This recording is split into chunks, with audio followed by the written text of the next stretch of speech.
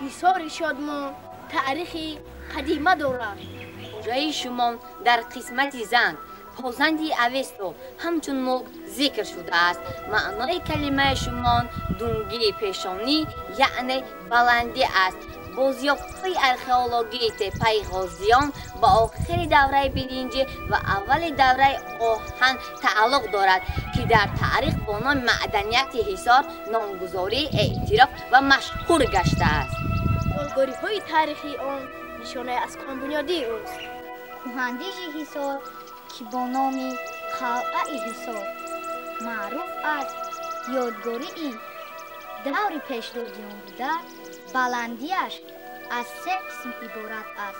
قسم یکم قرارگاه بیک و امیران و قسم دوم یعنی قسم پایانی آن اشترخانه و قسم اساسی یعنی قسم سوم را از کارخانه تشکیل می‌دهد.